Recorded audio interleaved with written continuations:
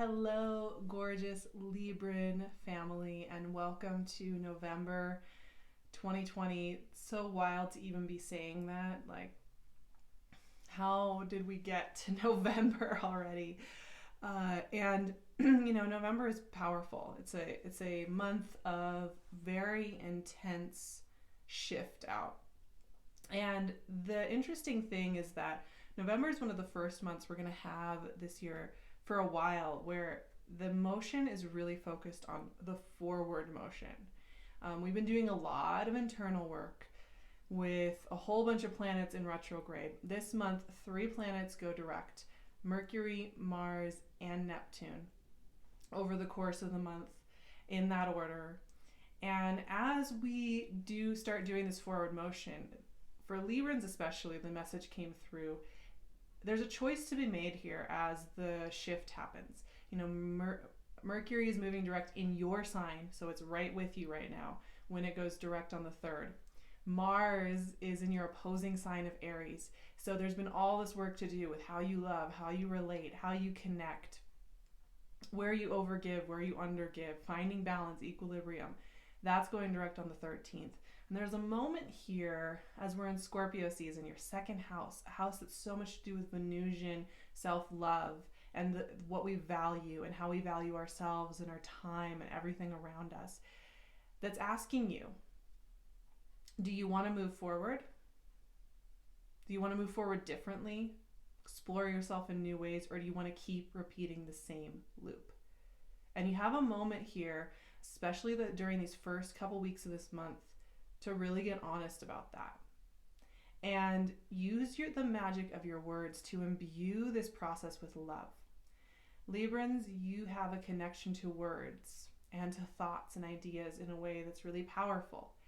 And you can use that as one of your skill sets to imbue this process with magic, but you have to be really intentional about it. And these planets going direct this month are moments of really intense clarity and intention for Librans. The Mercury, Mars direct especially, those are really personal to you. They are hitting into parts of yourself that are very important to pay attention to.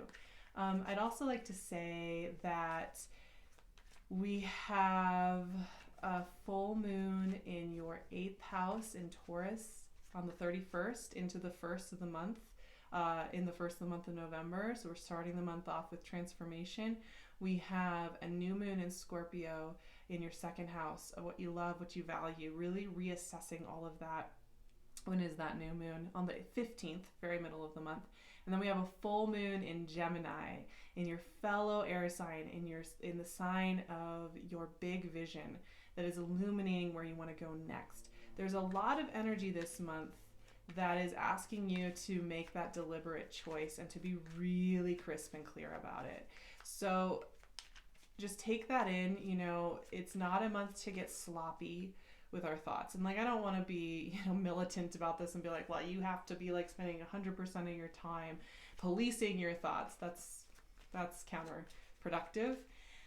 But it is a month where you're going to want to just take that extra 10 minutes out of your day to check in with your narrative, with your story, with what you're wanting to call in, with how you're speaking to yourself, and get really deliberate, especially 4 of Cups. That card is like loving coming out right now. There's something about that energy. 5 of Pentacles. Oh, Libra. I feel like we've been having some pretty intense conversations, Librans. And, for me, whenever I see Queen of Wands, all right, whenever I see more complex energies like the 4 of Cups and the 5 of Pentacles, it's not even that they're more complex, but that they are asking us to look at pain points in ourselves. 2 more cards came out. 7 of Pentacles and the Tower. Okay, so yeah, there's some transformation. There's some skin shedding going on here. Here's the thing. Guess who's in the middle of all of this? Queen of Wands. Let's talk about her first. Queen of Wands holds her space very deliberately, right? She's a timing queen. I often call her the queen of timing because She's very tied to cats and cat-like behavior. Cats, when they're hunting, they don't run for 10 hours a day. Far from it. They sleep most of the time. When they are hunting, they sit very still and watch. And when they make a move, it's very effective. It's very powerful. It's very deliberate. There is no requirement here of you Librans to be running circles in your life in order for you to have value, in order for you to move forward. Now, we have these really intense cards all around the Queen of Wands. I see that. And I know some of you have written me emails and been like, when will we get a break? I am so tired of growing like this. I'm so tired of having these challenges just hitting into me. I have to admit, Librans, the Mars work on your oppositional sign, Mars is tough to work with. I personally think you guys are Venusian ruled. You work with Venusian energy, which is about beautiful, harmonious things. And Mars is about destruction and battering through things and the clash of things to get something broken open. When you think about Mars doing this really long transit just in Aries and your opposing sign for months and months with a retrograde, he's not leaving until January. I'm not surprised that there are some questions coming up here, that you're feeling some of that Martian influence in your life. And I was saying before we got to the Queen of Wands that when I see these more intense cards, often the ones that we don't want to see in a reading, it really scares us. To me, it's an indicator that there is a point of self-honesty coming up. There is a point of needing to really be aware that there's a part of us that's maybe in pain, or maybe feels a little bit of a lack, or maybe feels a little bit like we're not allowed to move forward. Four of Cups and Five of Pentacles together like this is really interesting. There's a very specific message when these two are this closely aligned, which has to do with self-worth. It has to do with what we believe we're allowed to have in this life. And it has to do with how we're connecting to divine. And if we are feeling detached from divine, if we are feeling stripped from divine, if we are feeling as though we are cut out, cast out, not allowed to move forward, we're less than, we have no value. And for some of us in the world, and for some of you in the world, the systems and everything that's holding you in place can be working in ways that are detrimental, and we as a society have to really look at those and why we have these systems that are so painful to others, and to treat dehumanizing others and all of that. There are some uphill battles going on there in the physical and the real world. But this is about the spiritual connection we have with ourselves, our inner selves and the divine, and if we're allowing ourselves to go there fully. And that's where I was saying, just 5 minutes a day. It doesn't even have to be formal meditation where, you sit still and watch your breathing. 5 minutes a day to just say, I am going to deliberately connect with divine. I am deliberately going to call in that feeling of oneness, that feeling of inclusion, that feeling of okayness.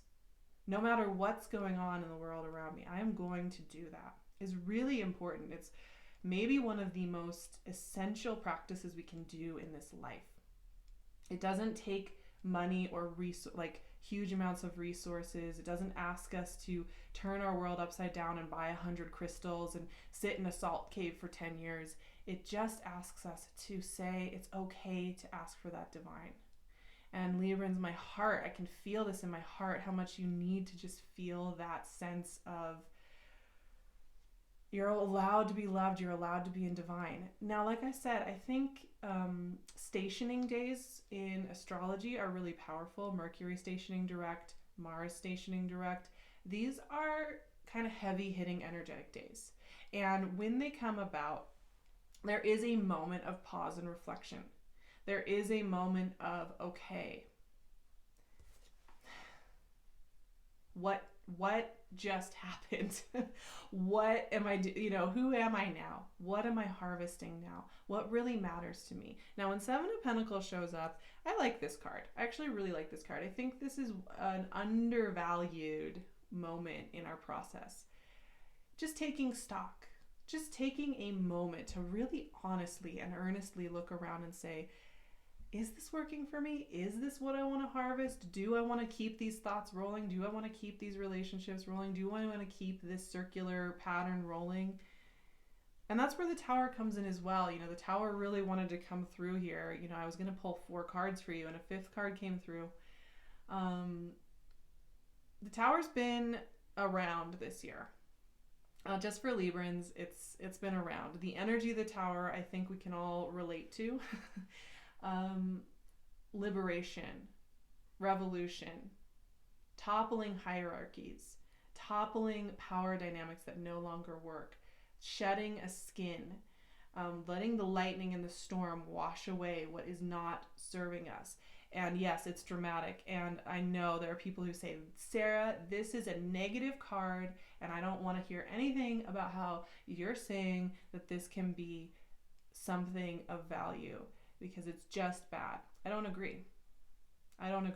When you look at the quintessential value of the Tower, it is about toppling diseased monarchies, diseased power systems, diseased hierarchies that are hurting the majority and are hurting the rest of our lives by being in these seats of gross power, right? And I always say when the Tower's coming up, this is a question not just about, you know, your external world. This is a spiritual question. This is a spiritual card.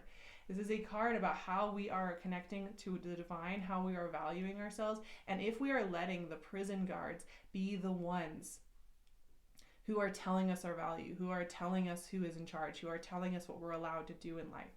And the Tower is hard that way because it asks us to get honest. It asks us to forgive ourselves. It asks us to allow ourselves to topple those hierarchy. It asks us to get really honest, to come back to our sovereignty and come back to the divine. You know, Libra, I feel like the message that's coming through is that you feel really far from divine love.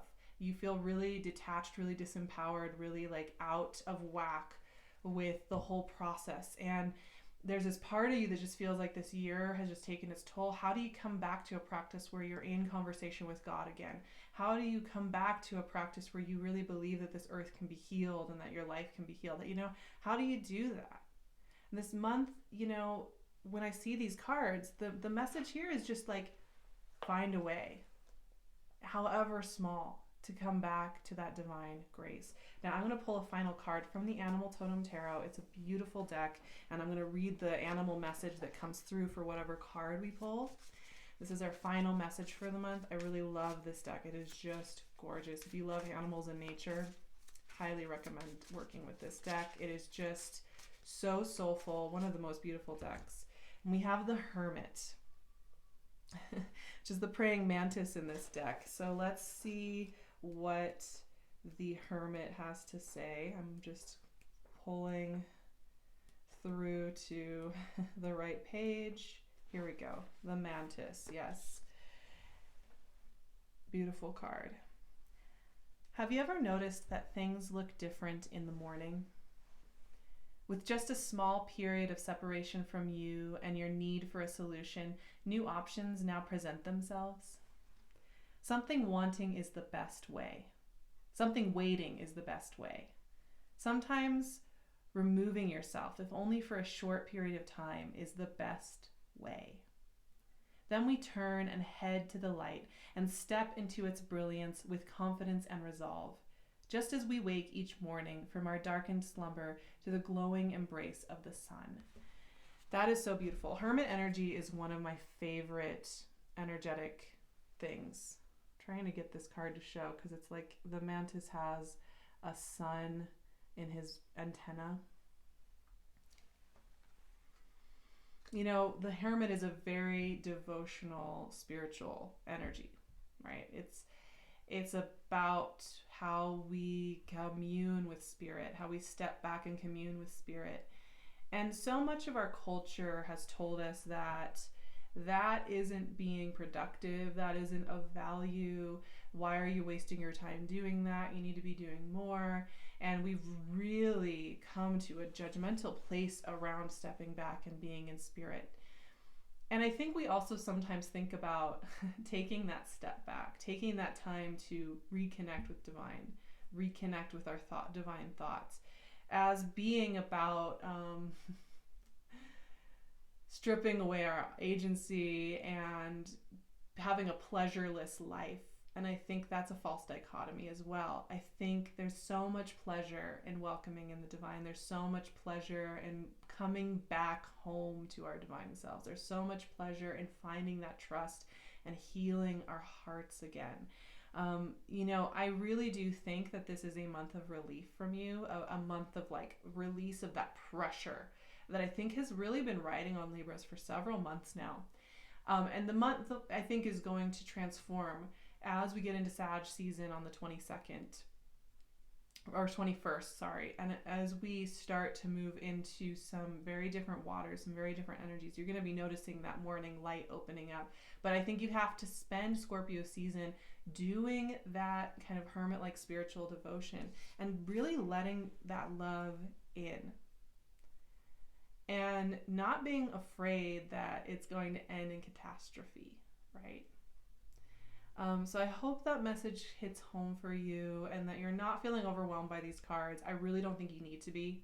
The thing is, the true message here is that you're being asked to get real spiritual this month and get very spiritual about your worth, your value.